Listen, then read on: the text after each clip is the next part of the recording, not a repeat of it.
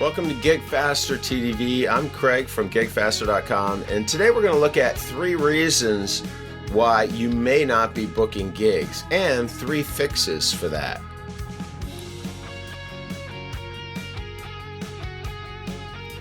Today we're going to look at why you can't book gigs and what's keeping you from booking gigs. And really, there are some simple fixes, so stick with me to the end. I'm gonna try not to make it too long. I'm trying to keep these a little shorter for you, more tiny pieces, nuggets that you can listen to quickly, watch quickly, and move on. So, this is the thing, like, how often are you trying to book gigs right now? Are you doing it like a couple days a week? Are you doing it a week every few months? Then you get some gigs and then you're like, all right, I'm good. I know it can be it's like one of those things on your shoulders when you want to play, but you're like, calling clubs and all this stuff. But like nowadays, you really don't have to call them. It's about email, right? So anyway, this is the truth. Clubs need all kinds of bands, venues, the clubs, theaters, festivals, coffee shops. There are all sorts of places to play, and there's plenty of opportunity for you, and you could be playing every day of the month. I did it when really my act was not that polished, okay? So let's look at 3 things that keep most people from booking gigs. And okay, the first thing is you have to contact the club, all right? This isn't number 1, but like beforehand, I'm assuming you've already contacted the club. So the number 1 thing that's keeping you from booking gigs or getting anything else you want in the world is follow-up. You never follow up. People are busy, and if you don't follow up, you're not going to get the gig. That's just the way it works. I mean, even gigs at venues that really wanted me badly to play there, if I didn't follow up with them, it would have just slipped through the cracks. Matter of fact, right now there's a gig. This is really great venue. I played with Gary Hoey there a couple times, and it was packed. It was fun. It was a great theater.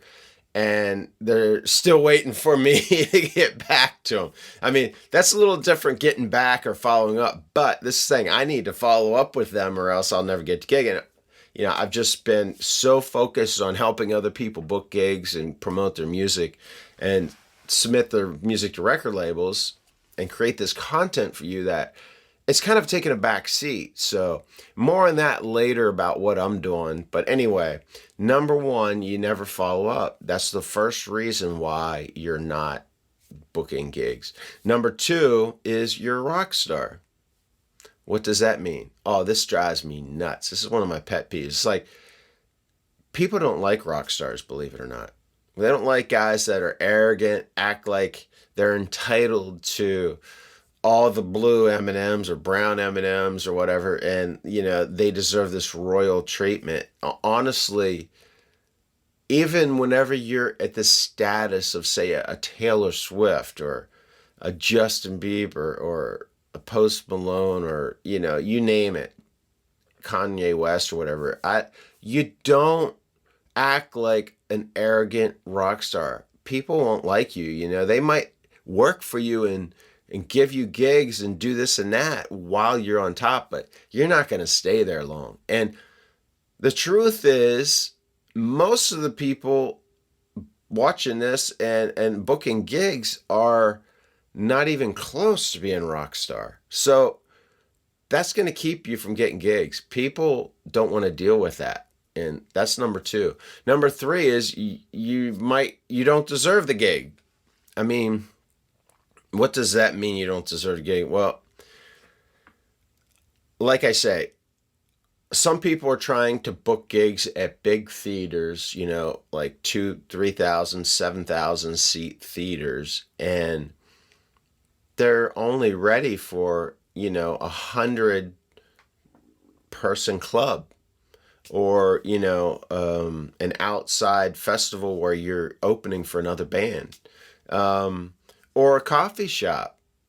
Honestly, like when I first got out of college and started the coffee shop tour, it's like I wasn't ready to be playing in these other clubs yet. I mean, even though I just came off of, like, oh my word, tons and tons of shows at all the clubs across my region: Pennsylvania, New Jersey, Washington, and Delaware, and all these places.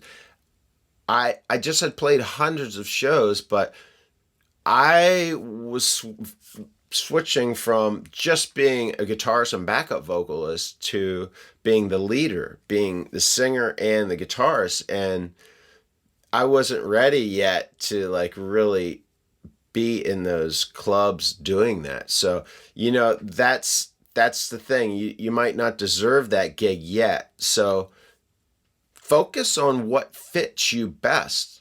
Van Halen, I've said it before, they played all the backyards in, I think, Pasadena. Like, they might have been in high school or something, but like they're playing every backyard party around. And before long, they were getting paid. Before they were doing it for free. And then, like, I mean, look at them now. They're like legendary. Like, there's not anybody in the planet that probably hasn't heard of Van Halen. So, but they knew where to start and what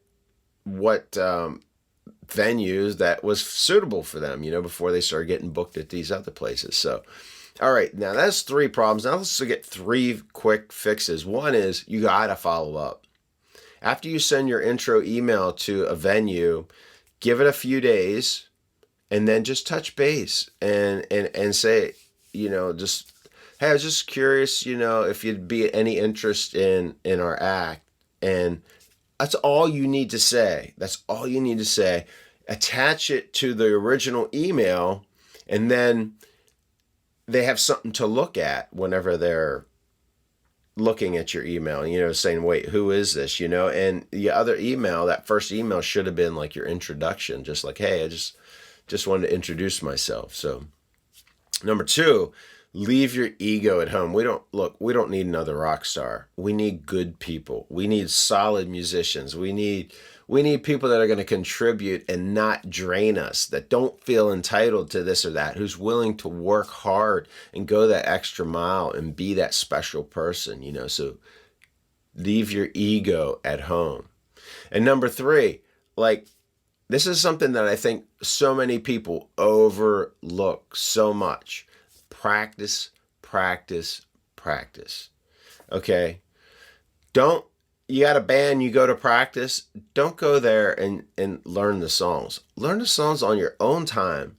Man, I tell you what, there's no better feeling than whenever you know the song and you can enjoy it while you're performing it. You don't want to be thinking like, oh, where do we go from here? Yeah. No. If you know that song, it takes it to a totally different level. And you can just be natural with it and you can enjoy it just like the other people. And when you're enjoying your songs, they are enjoying your songs. So 3 problems, 3 fixes. I'm Craig from GigFaster. Thanks for watching. Thanks for listening on a podcast. Now, before you go, GigFaster can help you with this venue, booking gigs with venues and coffee shops and all this other stuff. What we do is we send that intro email for you, and then we're going to follow up the appropriate way so that the venue has all the information they need to see at the time, so they don't have to dig around for it. Now, can you do this on your own? Absolutely. I give you the formula all the time. This is the thing about GigFaster. You pitch to a venue, you don't have to worry about when's the best time to follow up. Okay, when did I follow up last? Okay, I need to follow up again. So when should I do that? What should I say? We do all that for you. So that's how GigFaster works. That's how it saves you so much time. And I mean, like, you could be practicing, you could be doing whatever you want. And it's really pretty cheap. Like, I went to Chipotle and spent $10. It's just like for two burritos practically. you know, I could have a whole month of GigFaster. So anyway, I'm Craig from GigFaster. Thanks for watching, and I'll catch you next time. And remember, if you want to succeed, never quit.